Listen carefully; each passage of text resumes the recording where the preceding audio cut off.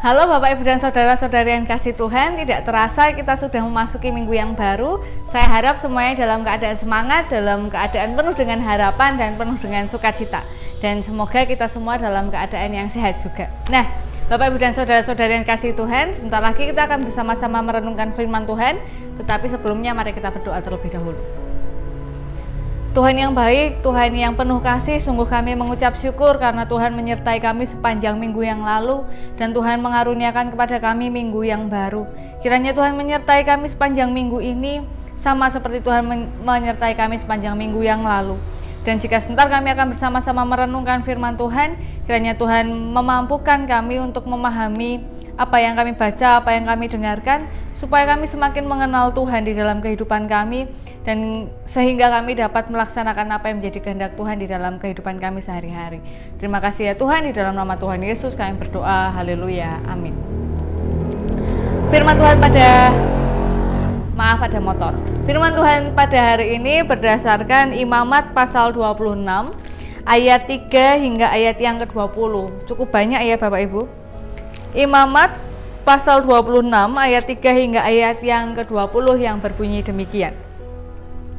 Jikalau kamu hidup menurut ketetapanku dan tetap berpegang pada perintahku serta melakukannya, maka aku akan memberi kamu hujan pada masanya, sehingga tanah itu memberi hasilnya dan pohon-pohonan di ladangmu akan memberi buahnya. Lamanya musim mengirik bagimu akan sampai kepada musim memetik buah anggur, dan lamanya musim memetik buah anggur akan sampai kepada musim menabur. Kamu akan makan makananmu sampai kenyang dan diam di negerimu dengan aman tentram. Dan aku akan memberi damai sejahtera di dalam negeri itu, sehingga kamu akan berbaring dengan tidak dikejutkan oleh apapun. Aku akan melenyapkan binatang buas dari negeri itu, dan pedang tidak akan melintas di negerimu. Kamu akan mengejar musuhmu dan mereka akan tewas di hadapanmu oleh pedang. 5 orang dari antaramu akan mengejar 100 dan 100 orang dari antaramu akan mengejar selaksa. Dan semua musuhmu akan tewas di hadapanmu oleh pedang. Dan aku akan berpaling kepadamu dan akan membuat kamu beranak cucu serta bertambah banyak, dan aku akan meneguhkan perjanjianku dengan kamu. Kamu masih akan makan hasil lama dari panen yang lampau, dan hasil lama itu akan kamu keluarkan untuk menyimpan yang baru. Aku akan menempatkan kemah suciku di tengah-tengahmu, dan hatiku tidak akan muak melihat kamu. Tetapi aku akan hadir di tengah-tengahmu, dan aku akan menjadi Allahmu, dan kamu akan menjadi umatku. Akulah Tuhan Allahmu yang membawa kamu keluar dari tanah Mesir, supaya kamu jangan lagi menjadi budak mereka.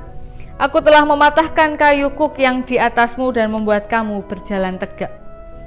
Tetapi jikalau kamu tidak mendengarkan daku dan tidak melakukan segala perintah itu, jikalau kamu menolak ketetapanku dan hatimu muak mendengar peraturanku, sehingga kamu tidak melakukan segala perintahku dan kamu mengingkari perjanjianku, maka aku pun akan berbuat begini kepadamu, yakni aku akan mendatangkan kekejutan atasmu, batuk kering serta demam yang membuat mata rusak dan jiwa merana.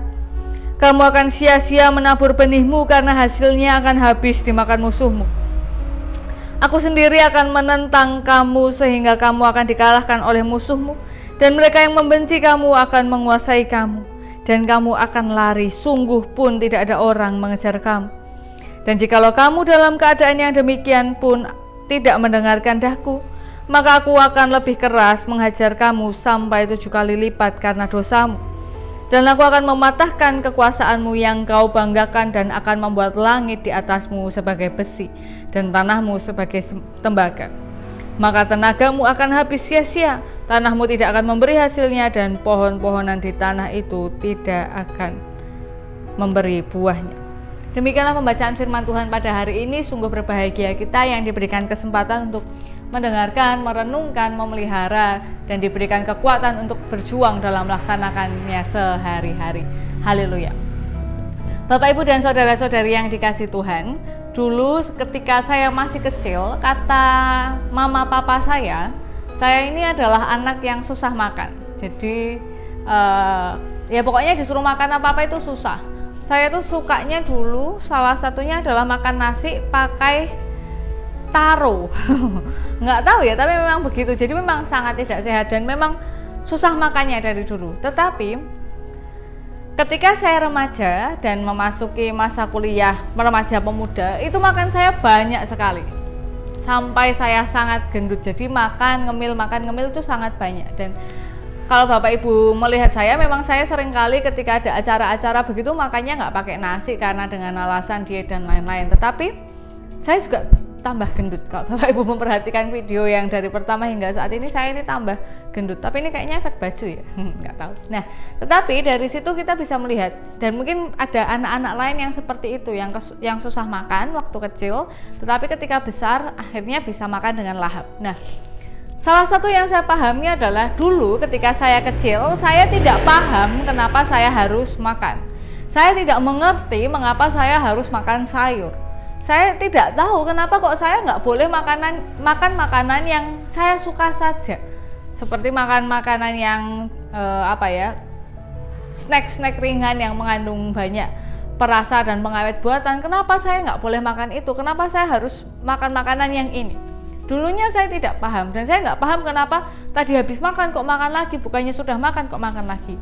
Tetapi semakin besar saya paham bahwa saya makan supaya saya tidak lapar, supaya saya punya tenaga untuk melakukan aktivitas. Semakin dewasa saya semakin paham bahwa makan itu bukan sekadar hanya untuk kenyang, tetapi juga untuk memberikan gizi di tubuh. Jadi mulai mikir kolesterol, mulai mikir kadar kolesterol dalam tubuh, kolesterol jahat, mulai mikir kadar gula darah dan lain-lain. Semakin dewasa kita semakin tahu kenapa kita harus melakukan sesuatu.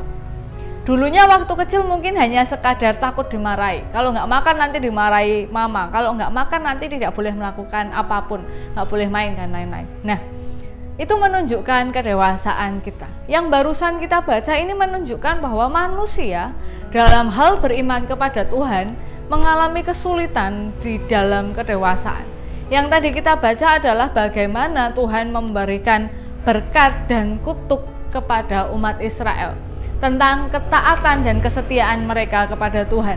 Ketika mereka taat kepada Tuhan, maka mereka akan menerima berkat. Ketika mereka tidak taat kepada Tuhan, maka mereka akan menerima kutuk. Dan ini sangat menyedihkan bahwa pertama, mereka sudah lama mengenal Tuhan dan sudah melihat bagaimana Tuhan berkarya di dalam bangsa mereka. Tetapi mereka masih kesulitan untuk taat dengan cuma-cuma. Kalau di logika kan sudah menerima banyak, jadi harusnya mengucap syukur dan percaya. Karena sudah melihat bagaimana Tuhan menolong mereka. Tapi enggak. Rupanya mereka masih lebih suka tidak taat. Jadi ketika melihat itu, sudah lama kok masih harus tanda kutip diberikan hadiah dan diancam untuk taat. Lalu yang kedua adalah kalau Bapak Ibu baca sampai ke bawah, lebih banyak kutuk daripada berkat. Kenapa kok lebih banyak kutuk daripada berkat? Supaya menekan bukan menekan bangsa Israel, tapi kalau tidak begitu bangsa Israel itu nggak percaya gitu loh Bapak Ibu. Jadi kan kalau Bapak Ibu mengajar anak SD, SMP atau SMA, mereka itu lebih banyak, kamu kalau gini keluar dari kelas tapi dapat nilainya kan sedikit ya. Maksudnya kalau ngerjain tugas baru dapat nilai, tapi dapat poin plus itu kan sulit karena mereka lebih sering melakukan pelanggaran daripada melakukan hal yang baik. Ini yang dilakukan oleh bangsa Israel.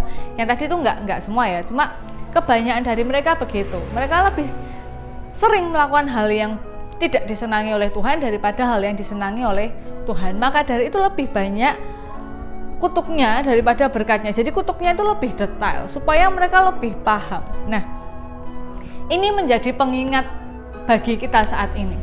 Kadar kedewasaan iman kita ini bisa terlihat, bisa kita rasakan bagaimana kita berlaku terhadap Tuhan dan perintahnya.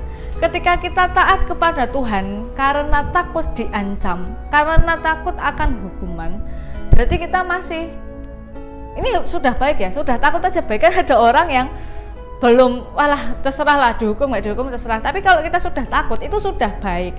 Tetapi baru sampai ke tahap yang yaitu tadi belum benar-benar paham alasan taatnya, maka masih takut saja, takut nanti mengalami hal yang buruk. Kayak percaya mitos itu loh Bapak Ibu. Jadi takutnya kualat, takutnya ya itu kan masih dalam keadaan terancam, bukan terancam, terancam. Nah, Tapi ketika kita sudah bisa taat karena kita tahu kita ini milik Tuhan, karena kita tahu betapa Tuhan sudah mengasihi kita, maka kita harus mengasihi Tuhan. Berarti kita sudah naik lagi levelnya. Nah, ini memang masih samar-samar dan susah-susah gampang. Saya sendiri mengakui bahwa kadangkala, seringkali saya tuh tidak melakukan hal-hal tertentu karena takut kalau nanti menerima hukuman, takut nanti kalau mengalami penderitaan. Bukan karena saya takut kalau Tuhan terluka, lebih ke relasi yang dekat gitu kan. Kalau kayak orang selingkuh lah Bapak Ibu, kalau selingkuh takutnya apa? Takutnya ketahuan, nanti takutnya kalau sudah ketahuan menerima konsekuensi. Nah itu kan berarti takut karena terancam. Tapi kalau kenapa nggak selingkuh? Karena takut menyakiti kekasih saya, suami saya, istri saya. Nah itu berarti karena tahu alasannya kenapa nggak selingkuh. Bukan sekadar takut terancam, tapi ya saya nggak mau menyakiti orang yang saya kasihi. Begitu juga dengan ketaatan kita kepada Tuhan. Saya taat pada Tuhan karena saya mengasihi Tuhan. Bukan tentang hukuman, bukan tentang berkat, tapi memang karena saya mengasihi Tuhan. Tapi kalau toh hari ini saya masih taat kepada Tuhan karena takut akan penderitaan atau berharap berkat dari Tuhan, itu pun sudah baik. Karena kita minimal sudah taat kepada Tuhan. Tapi kalau sampai saat ini ya nanti saja, mari kita taat kepada Tuhan.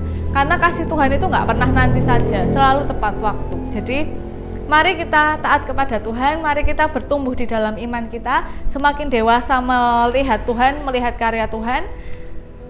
Karena Tuhan itu bukan hanya tentang berkat dan kutuk, tetapi itu semua karena kasih Tuhan. Jadi mari kita dewasa bersama-sama di dalam Tuhan, kita mengasihi Tuhan, kita taat karena kita mengasihi Tuhan. Kalaupun masih karena takut ya nggak apa-apa, kita berusaha lebih keras lagi untuk mengasihi Tuhan. Mari kita berdoa. Sungguh Tuhan tidak ada yang lebih lagi dibandingkan kasih Tuhan kepada kami. Bagaimana kami membaca bahwa Tuhan bersedia untuk membuka diri di hadapan kami, bahkan tidak muak melihat kami walaupun kami penuh dengan dosa dan kesalahan. Tuhan memberikan kepada kami kesempatan dan berkat.